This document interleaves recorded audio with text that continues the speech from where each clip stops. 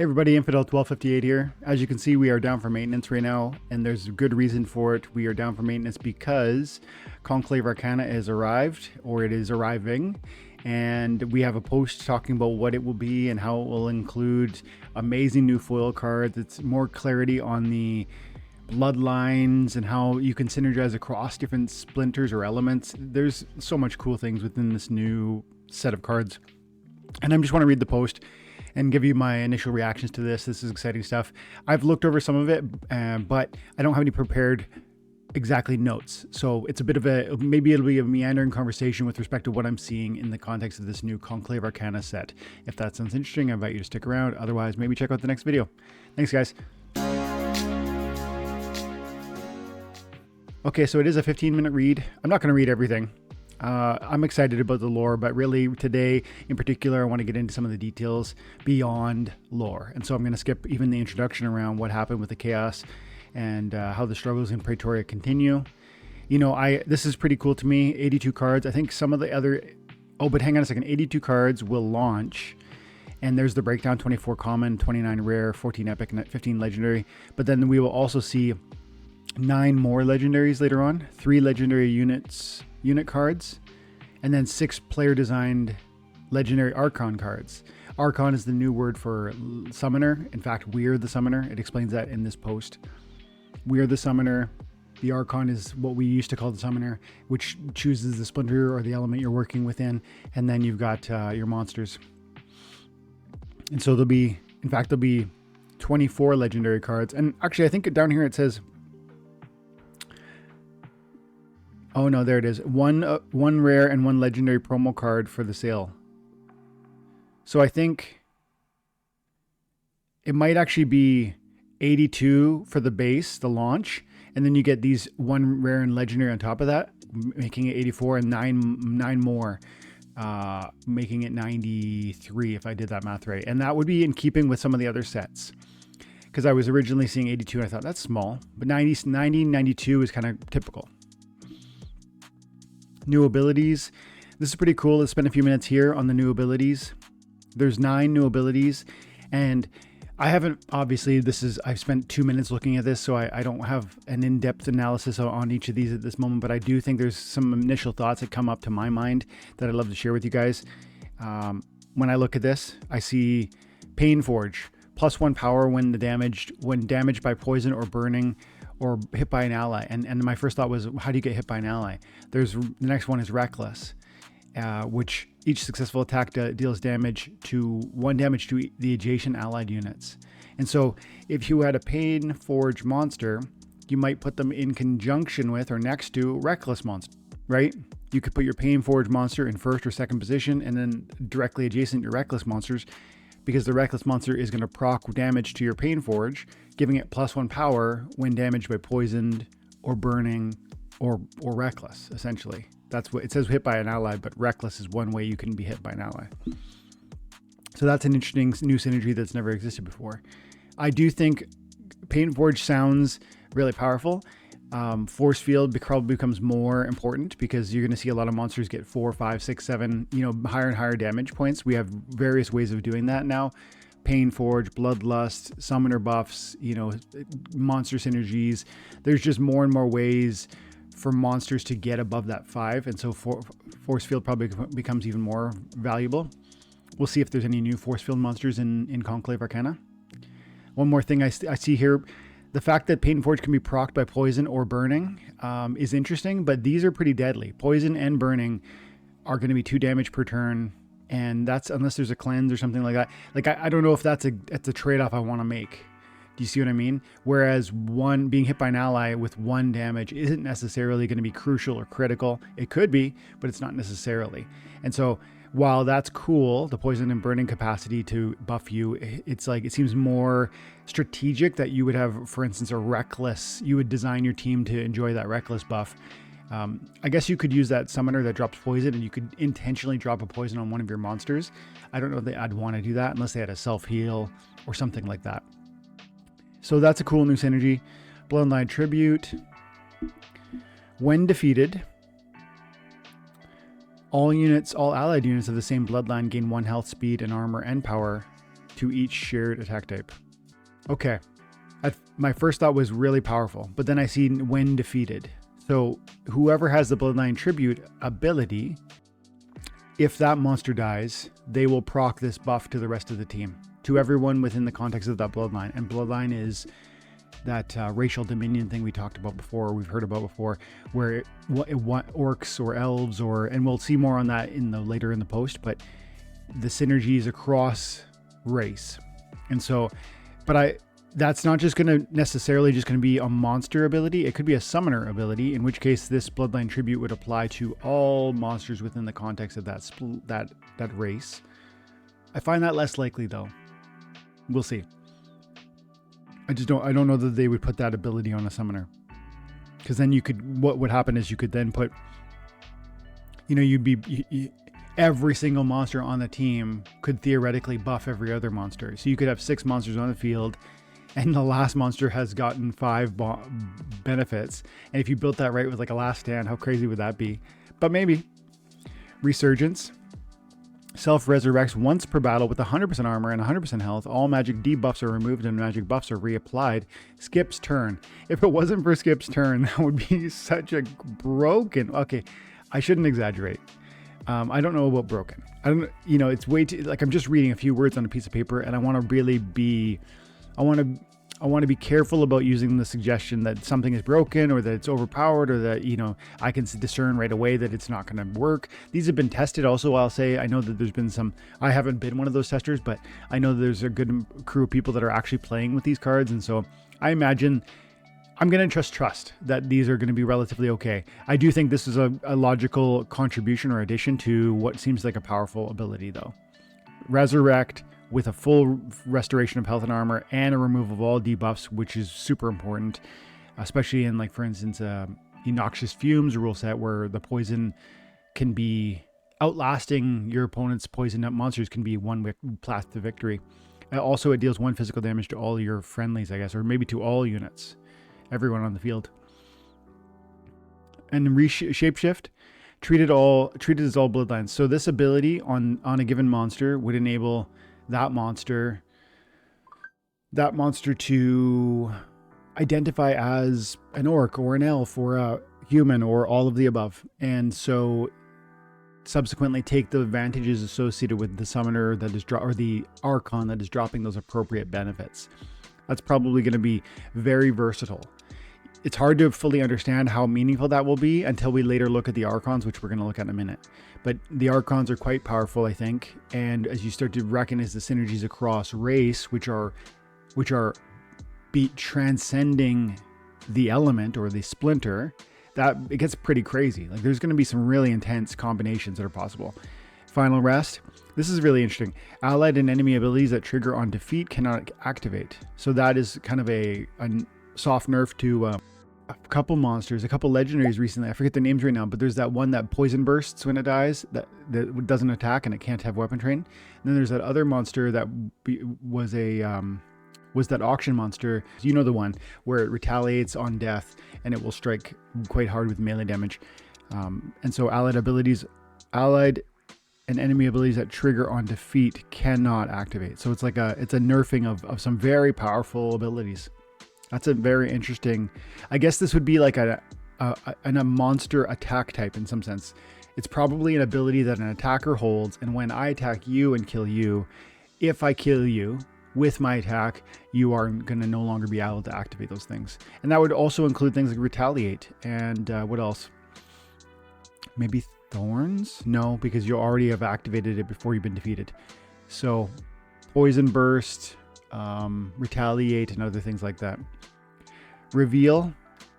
This is very interesting. Each round applies revealed to a camouflage unit, and to an enemy unit in particular. Reveal units can be targeted by direct attacks, which is interesting because there's some really powerful camouflage abilities, including, especially in the wild, looking at Red Panda, the summoner, Lily Shield, Lily, let me see. There she is. Lily Shieldpaw. So she applies camouflage to everybody. That makes your front line your main tank, and that can be really powerful, as we've known for a while. But then there's also a lot of camo monsters that are really amazing. Cards like Dr. Blight, which is one of the best cards in the game, and it succeeds in large part because it's left alone to grow and grow and grow. And I would say the same thing about Countess Sinesh, which just drops absolutely nuclear bombs, but is quite vulnerable if it's seen. Janbilka, same thing. A lot of these camo monsters, their path to victory is that they aren't seen. Henchling Enforcer, same deal. Techno Wizologist, same deal, right? Like every one of these, their big issue, their big selling feature is that they stay alive. Relentless Strike, attack deals true damage. Phase and dodge do not reduce chance to hit. I'm not sure if this is two different pieces. Like, that's a period. I don't know if I understand this ability. Here's what I'm thinking. Attacks deal true damage. Does that mean like shield doesn't reduce? Like does that mean shield doesn't reduce? I see. And then, because there's a period, full stop, that's like a thought. It seems like that's a piece of what Relentless Strike is doing. And then there's phase and dodge do not reduce chance to hit. Phase and dodge do not reduce chance to hit is significant. It's like almost True Strikey, but it's less than True Strike, right? True Strike is you always hit. This phase is it's not an increased chance to avoid, but it is an opportunity to avoid magic. It makes maneuvering around magic attacks possible. And dodge is, I believe, a 25% chance to evade any incoming damage. And so what I would call this actually is, I feel like this is countermeasures. Like, that's the phrase I would use here. Relentless Strike. Relentless Strike like sounds like it's coming again. It's like relentless means more than once. Like, I keep coming. And so I feel as though that maybe that title isn't optimized. But regardless, I think it is an interesting counterplay to a lot of mechanics that are usually heavy relied on within the context of the meta. Evasiveness. And yeah, phase is a big part of it. Dodge, evasiveness is a big part of it. True Strike, this is essentially a mini True Strike in my opinion. Bloodline Dominion, you can summon any unit of the same bloodlines as this Archon, regardless of the element. And that is maybe one of the most exciting pieces of what this new release will include. Bloodline Dominion.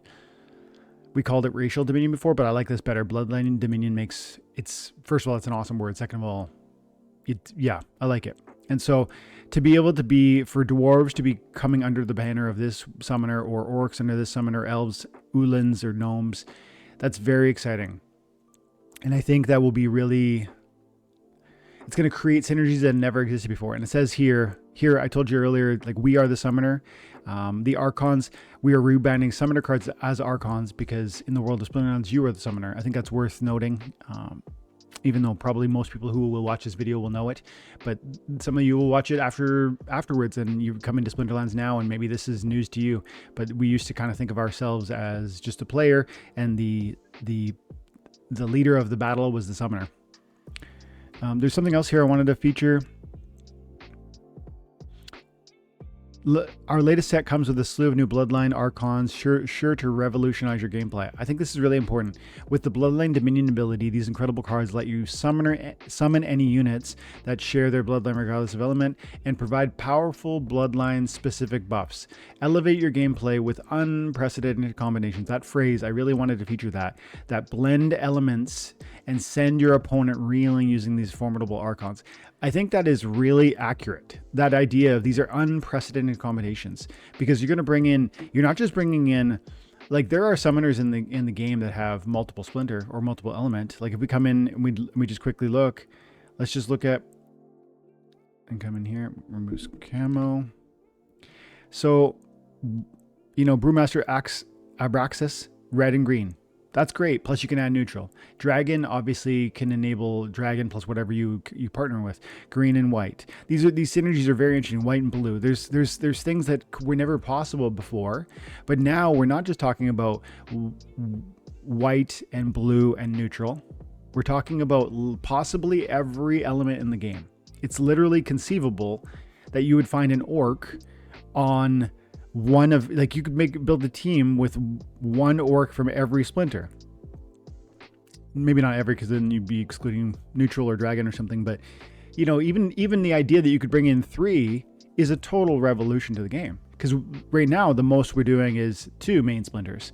What if, yeah, it's really going to be hugely dramatic. And I don't think, unless you've tested it, which I haven't enjoyed the testing of this, I don't think you can possibly comprehend how meaningful that's going to be, because the synergies that were never possible before are now possible. And so I think that's a huge deal. Those are the 5 they're launching with, but we know that they'll expand that. Humans is one of them that will come, and we know that because there are humans in the game. And I won't spend too much time on this, but we know that there are different kinds of packs. There's starter packs, which are $1,000 DC or $1 in credits, and they contain 5 cards from the Conclave Arcana.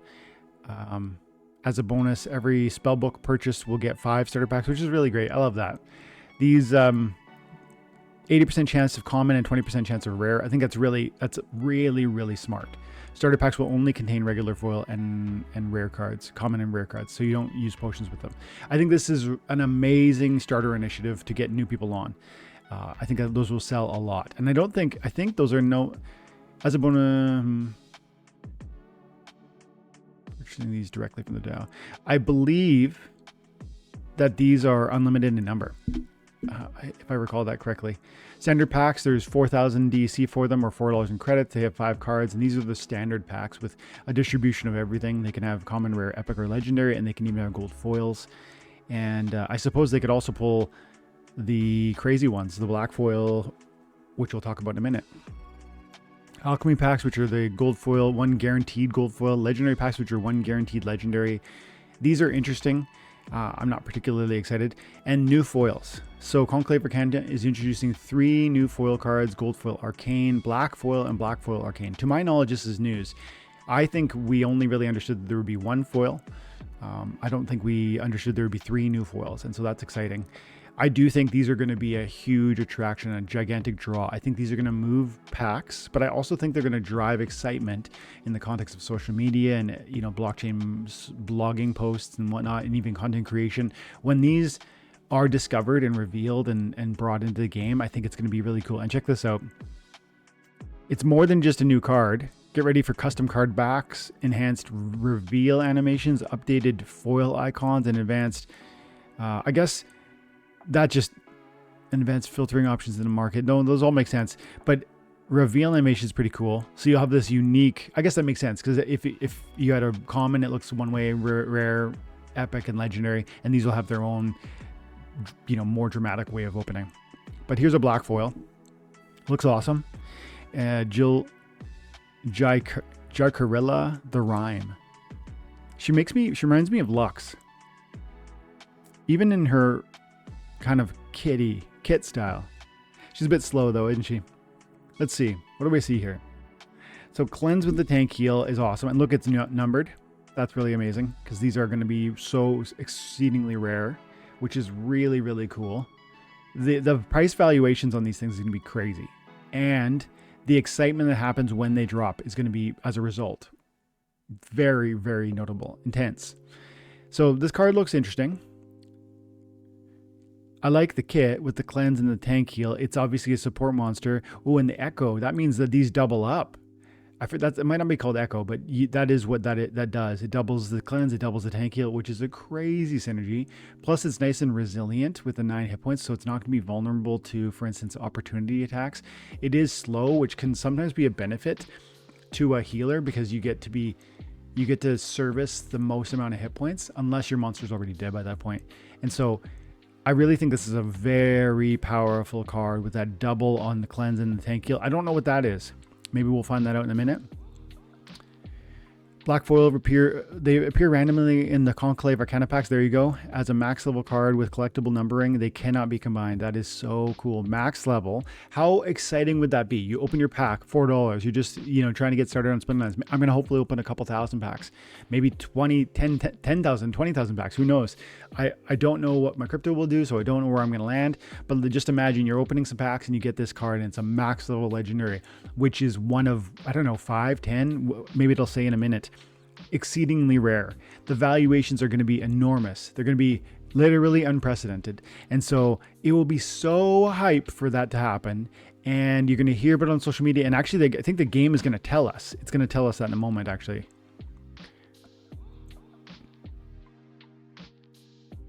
Look at this. You'll also get a live display of remaining arcane cards and real-time drop chances shown on the website. So there's going to be this active knowledge. There's still 3 more. There's still 2 more, whatever. Like, that's going to really be a talking point. And then they go on to say some of the odds. Oh, you can use your both black foils and black foil arcanes in lieu of gold foil during brawls and tournaments. That's cool. I think there should be more perks, but let's see. What did the perks say? 20% bonus rewards in rank battles. Great. That's big. Really big. Often cards will give you a 10% bonus, so that's really big. Half the cooldown of gold foil cards in survival, and that's really cool too. That's a fast cooldown. I think that might be like a 2-day cooldown on a death in survival. 5x the DEC burn value, collection power, and contribution in conflicts in gold foils. I gotta read that again. 5 times the DEC burn value. Okay, got you. Collection power and contribution in conflicts and of gold foils. So I don't fully understand what that means, but I know it's saying you're getting extra rewards in the context of your conflicts. And so battle wagons is what I'm thinking, conflicts, airdrop points. And so this is a meaningful card to have on your battle wagons, very meaningful. And then 5x base production points multiplier, same as beta on land, presumably. Yeah, production points. Okay, and the odds of getting it, you can only find black foils in conclave packs. The chances of each card being a black foil vary by pack and are listed below. Standard packs 1 in 4,000. Are you kidding me right now? Are you kidding me? I'm very astonished that it's actually that good. Oh, that's so exciting. I might actually get a black foil. That would be what, because I think I'm going to be able to buy, I'm going to try and buy, I guess I want to buy 12,000 packs. I really do, for myself. I don't know if that's possible. I have to keep saying that because I know someone's going to like come back later and be like, why didn't Dwayne buy all the packs he said he was going to? I don't know if it's possible, but I want to buy 20,000 packs. If crypto will allow it, if green candles will allow it. So that's really cool because I think I can probably muster 4,000. I don't know. At this moment I wouldn't be able to, but that feels attainable. Oh, it would be so crazy to get one. It'd be so awesome. Anyways, Alchemist packs, I'm not going to mess around with those, but 1 in 400 will get it. Legendary packs, 1 in 800. And starter packs, you have no chance of getting it. New black foil potion is in the development and will double your chances of receiving a black foil. That is so... Oh my goodness. I'm getting so excited about this, guys. That sounds, of course, that'll be a cost, and you'll have to weigh that against, like, do I want more packs where I'm going to also get cards, or do I want to spend the money on the potions? They're probably not going to be cheap potions, and so it'll be some DEC cost, probably. I guess it could also theoretically be, research or something, but I think it'll probably ultimately be DEC cost, and it'd be pretty cool to make this number go to 1 in 2,000. It'd be really cool. Black foil arcane and gold foil arcane. This is where it gets crazy. We're excited to introduce arcane variants of both gold foils and black foils. Both black foil arcane and gold foil arcane cards include a special visual flair and collectible numbering. If you luck upon one, it will always be a max level card and cannot be combined. Okay.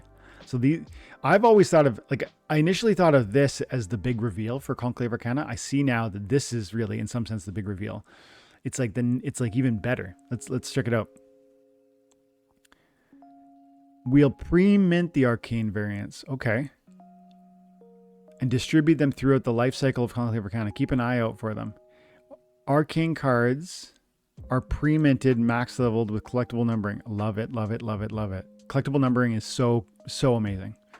Gold foil arcane mint population. Okay, look at that. There's like 50. This is so niche, man. For a common for a common card to only have 50 units is just, I don't think there's another common card in the game that has such limited scarcity. Same with rare 25, epic 10, legendary 5. I think there's maybe one other legendary, if I recall correctly, that has like that few units. And it would have, yeah, these are exceedingly rare. These are very exciting. But then black foil arcane mints. There's only going to be one legendary black foil arcane mint. That is so crazy. This is like Willy Wonka and the Chocolate Factory, and you're chasing the golden ticket. This is really crazy to have these things. I mean, I honestly believe this is like I don't know, what is that card worth? $100,000? That might sound crazy to you, but we know that oh, I'm going to pull it up before I forget the name of it again. Come back to Peak Monsters. I'm going to go Monsters, Legendary, Promo.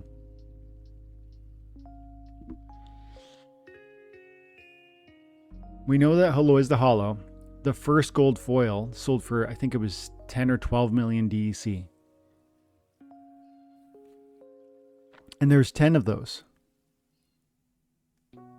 Right? That's an amazing card. There's only 5 of these cards in total. There's 5 of these cards, and they're all max. And I think they all sold in that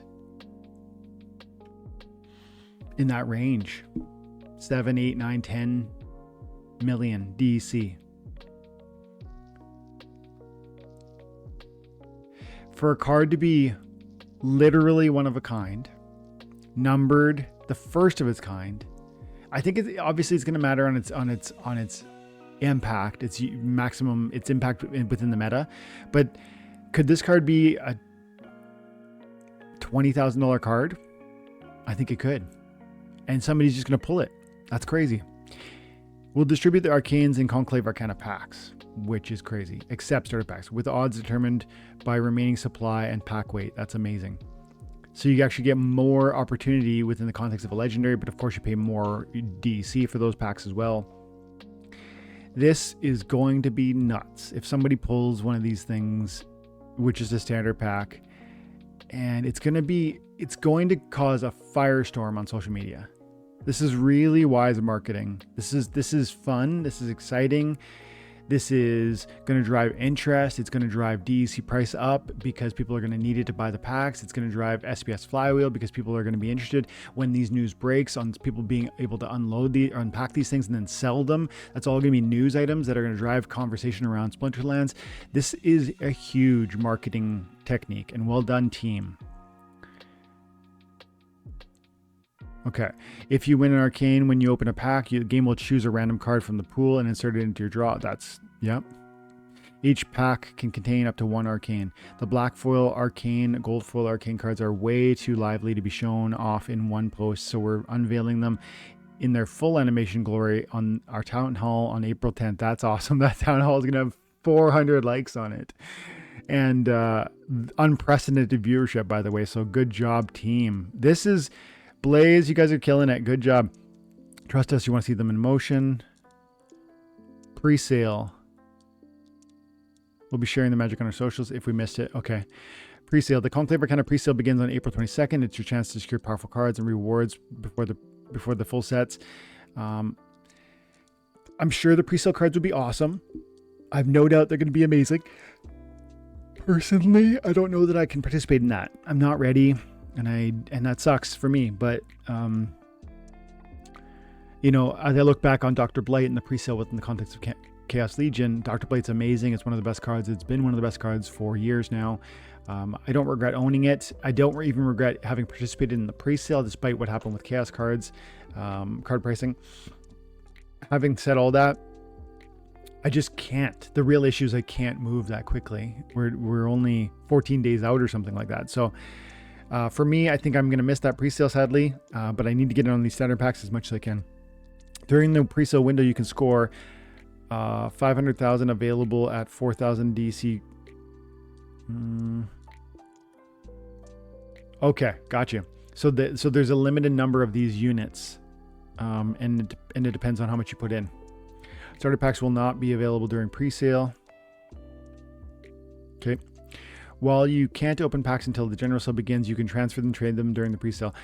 We've allocated 10% of each pack. We've allocated 10% of each pack's total supply for pre-sale. Any unsold pre-sale packs will burn them permanently. So hang on a second. Well, you can't open packs during the general sale. You can transfer them. That's going to mean that people are going to chase after the... So let me really understand this.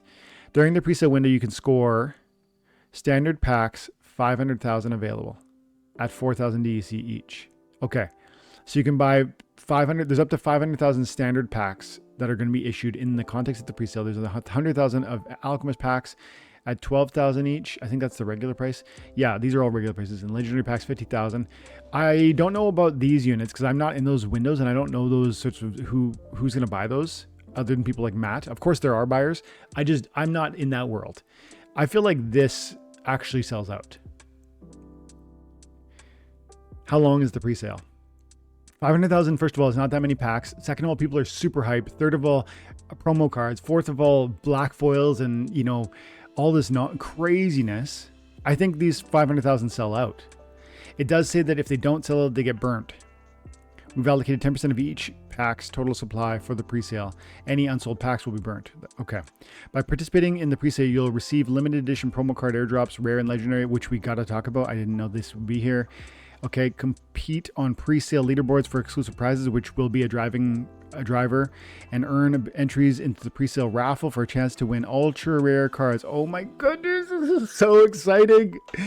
Even if you're not participating in this is exciting. This is word of mouth. This is advertising. This is, hype. This is great stuff. This is really, really well thought out, team. Okay, receive limited edition promo card. Yeah, I read that.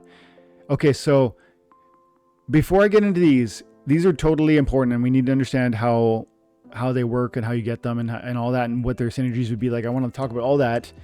This is already becoming a long video, but I want to talk about all that. But I need to say first, this approach to pre-sale is going to drive more sales. It's going to cause people to buy packs from Splinterlands and then sell them onto the marketplace. Why? Because they're incentivized to acquire these packs before they've run out, for one. And two, they're incentivized to get them because of different promos and benefits, like these promo cards, like the competing on the leaderboards, like raffle prizes, like even inside the packs, you have the opportunity to get some of these guys, right? So people are going to want, even from that perspective. So that's 4 different reasons why people are going to want these packs. And yet buying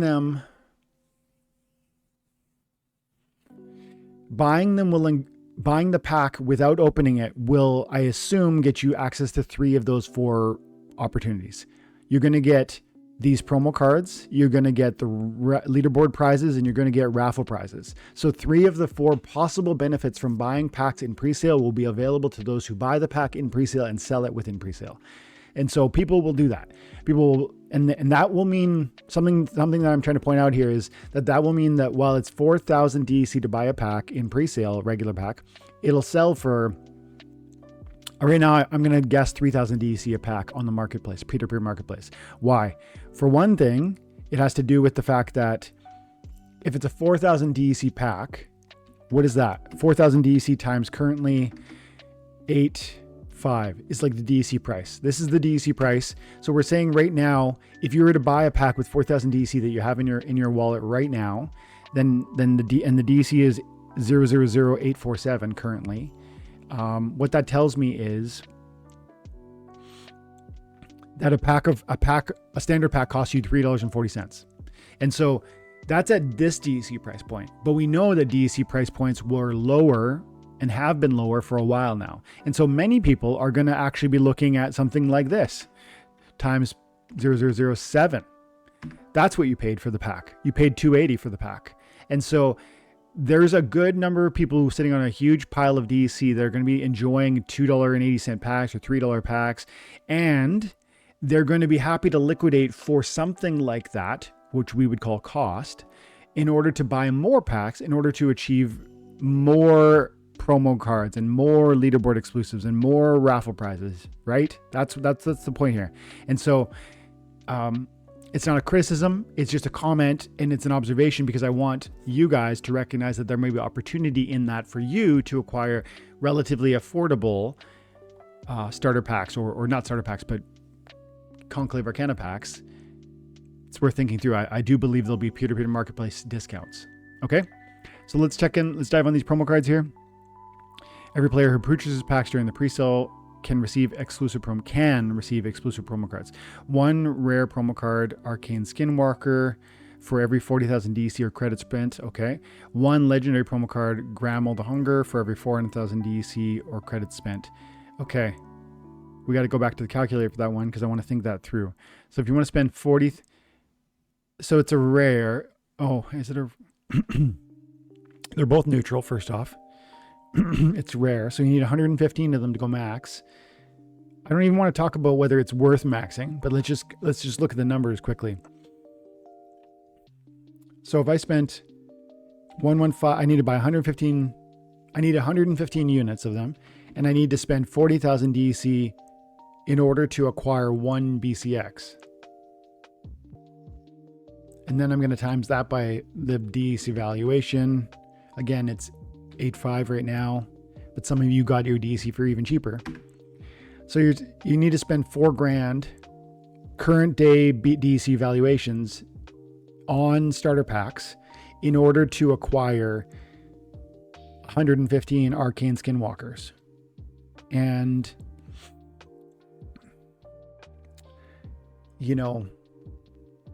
there's only 500,000 regular packs. Yeah, that's interesting, man. That's really interesting. I actually think it's sounding as if these might be really actually quite rare. We'll see. And then the add a 0 to the Grammel. But something interesting is that it looks like you'll be earning both. Like it's concurrent. They're both the same meter, right? It's DC spent and a DC spent. And so what that means is while you're earning Arcane Skinwalkers, you're also earning Grammel the Hungers. And by the way, this is a crazy art and insane. These cards look awesome. Each promo card earned has a 4% chance of being a gold foil, and players will also receive one guaranteed gold foil for each rarity of every 25 copies earned. So yeah, I mean, all of this is sort of the mathematical justification for chasing after packs during pre-sale that will lead to pre-sale peer-to-peer sales, discounted packs. You will see people buy them and sell them. These cards are exclusive to the Conclave Arcana pre-sale, and you will never again be available. And to finish that thought too, the idea that you would buy them from the market Splinterlands and then sell them back to the peer-to-peer market and take a quote-unquote loss. First of all, I pointed out your DC is probably cheaper than market DC. So you're actually, you maybe many of you are sitting on $2.80 packs essentially because you bought your DC cheaper. And then for you to sell it for $2.80 back is even Steven. But then also you got all these bonuses, but then also you can go back and buy more packs within the context of this window. And also you can go back and buy, even after the promo sale concludes, you can buy other packs. So it's like a free chance for some people, for probably some pretty big whales. I bet therefore, I really do think those 500,000 sell like that same day. Maybe it might be that crazy. Okay. Arcane Skinwalker shifts forms as easily as others draw breath. One moment a dwarf, the next an Uland, a child, a beast, someone with a familiar face. Wow, that's creepy, first of all. And second of all, that must be this face, that ability right there, because it looks like he's got multiple faces. And they both have it, which means that they're shapeshifters. And shapeshifters are those ones that can benefit from any of the racial benefits, the bloodline benefits. And so that is a very versatile buff on both of these cards. This one has charge,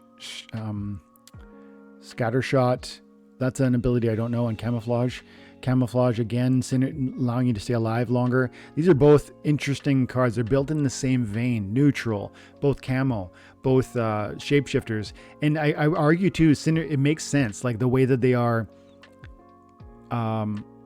shapeshifters and they have camouflage. They're like stealthy, evil, that feels like logically synergistic, those abilities to come together. And then Inspire is always great, and silence is always really powerful. This is an interesting amount of stats. You know, I would argue, yeah, I'm of course this looks good. This looks way better, right? The charge, you got the all 3 buffs. Put this thing with Lorcus, and you're suddenly kicking out a lot of damage. And then again, that's interesting too. I can't fully understand the impact of this card, of this ability, but this ability, Shapeshift, will translate to a multitude of benefits that I can't even fully imagine, and neither can you, because we just don't know yet. We don't know all the racial bloodline stuff. So those are both awesome cards, and you're going to want them, and that's going to make the pre-sale crazy. I won't read all the details about that, but obviously those are powerful cards. Leaderboard. Throughout the presale, every DC and credit you spend will earn points towards Conclave Arcana presale leaderboard. When the presale ends, top players will receive incredible prizes, with top 6 collaborating with the team to design a... Yeah, that would be amazing. I would love to develop a legendary Arcane card. Top 6 battle mages on the presale leaderboard will have opportunity to specifically influence a card's name, character art, and lore. Cool. That's cool. So not exactly designing the card, but you can participate in essentially the naming of it, which is really neat. That would be cool too. This is kind of the first time we've done this. So it's collaborating with the team to develop a legendary Archon, as well as 6 other people are going to have an opportunity to specifically influence a card's name, character art, and lore. That would be cool, man. Maybe this is something I could go crazy on pre-sale for. I doubt I could win though. Here's the problem. Anyways, I'll talk about that in a different video. I am strongly considering pushing hard, but money would have to, green candles would have to support that. Here's some more of the leaderboard rewards. The Arcane. So there's a title that comes with these positions. There's also a max of the promo cards. Different titles. So I do think people are going to really push hard on that. And then the raffle. What's the raffle? The pre-sale raffle takes place after the pre-sale, delivering some of the rarest cards in the Splinterlands history to lucky winners, including black foils, black arcane foils, and gold foil arcanes. That's crazy. Every 1,000 DC or credits spent during the pre-sale earns you 1 raffle entry. After the pre-sale ends, all entries will be entered into a drawing for a chance to win 71 random prizes for the pool. A max black foil arcane legendary promo. So there actually, I think there are going to be 2 of these then. I think we saw earlier that there would be 1 of them in the packs, and it looks like there's been 1 on leaderboard, so there'll be 2. And I think there's a doubling of what we previously saw. Still exceedingly rare, going from 5 to 10 or 1 to 2. Really, really, really cool. That is going to be something people are eagerly chasing after. Okay, general sale. You can open all Conclave packs on May 13th. That's the day after my daughter's birthday. I'm going to be out celebrating my daughter on that day, which sucks. It doesn't. It just sucks that I'm going to miss the May 13th kind of fireworks, seeing people open their packs, but that's okay. I'll be off having an amazing time with my girl. We're going on a wild adventure. She wants to go all over God's green earth. We're going to go take transit and sea bus and sky train, and yeah, it's going to be fun. Okay. 4.5 million standard packs, 90,000 alchemists, and 450,000 legendaries.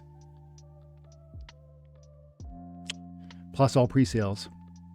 To ensure the Conclave Arcana meets demands, a daily burn mechanic will be effect. That's really wise. I like this. I'm glad we're doing that. Okay. Conflicts. Of course, there's conflicts, and that's how we're going to get our legendary Archons and our airdropped cards. This was another good mechanic that we created up with Rebellion.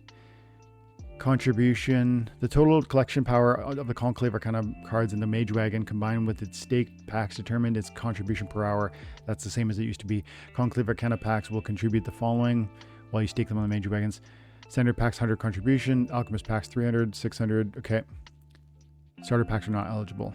And then you can stake Rebellion cards. This was a key thing that they noted a while back, that they would do this, which is one of the reasons why Rebellion has continued to really thrive and support its value, I think, because we recognize that there's going to be a contribution in the Conclave Arcana Mage Wagons. upgrading and repairing major icons. We knew this was coming, but I don't know if we understood. Looks like the repair costs are TBD.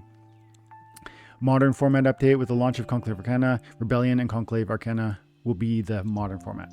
And so that means Chaos Legion, Rift Watchers promo, rewards and reward cards that are appropriate will rotate into Wild. I think that becomes less and less important now that we have Survival. Survival has been such a draw for this game. And finally, Conclave Arcana, a new beginning era begins. It's more than a new set, it's a whole new era with tons of new packs, foil cards, and abilities. These Bloodline cards of incorporating every character in the game, old and new, display your cards. That's really cool.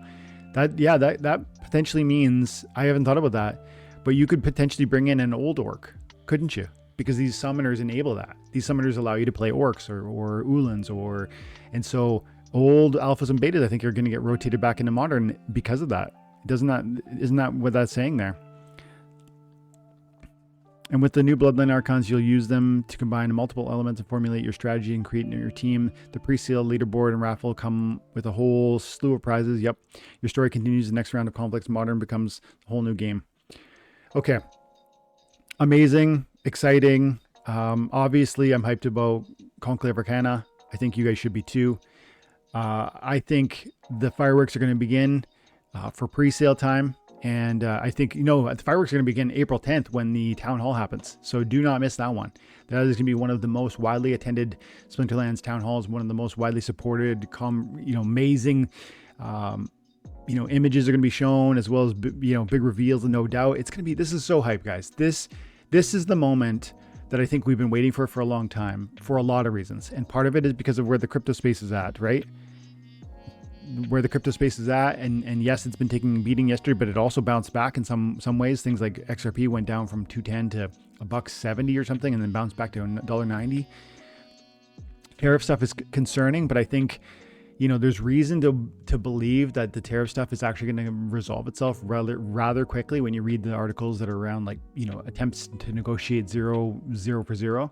And so is that a almost a rumor that's pushed things red that is going to be alleviated in the near future? That's a bit of my thought. And if that's so, that's this corresponding moment where there's green coming to the broader marketplace, equities, crypto, etc., that allows things like Splinterlands to really ride a wave that is beyond our, it's beyond our moment. It's just like something that's coincidentally happening that ends up benefiting us, obviously positively. And so I think that's a bit of what's happening. I do think there's something really special with Conclave Arcana. I think it's a whole new game. I think it's an exciting new moment. And I think there's reason to be optimistic for what this will do for all of us, not just those who are participating in CA, but everyone who's had any cards or SPS or any connection point with this amazing game.